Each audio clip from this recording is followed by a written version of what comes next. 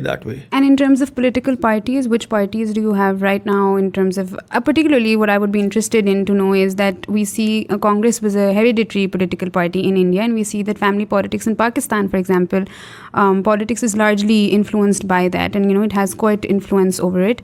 But then now you see Congress not holding the same political power in India as it used to in the past.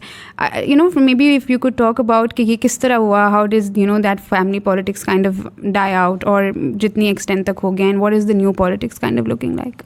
देखिए, I have a bit of a different take on this. Sure. And my thinking is this whole thing about political dynasties. I think we should not sort of do a broad brush and say it is a political dynasty, and so we do not accept it. Because if you see in India today, there are a lot of people within the BJP. Their sons are there who are member parliament.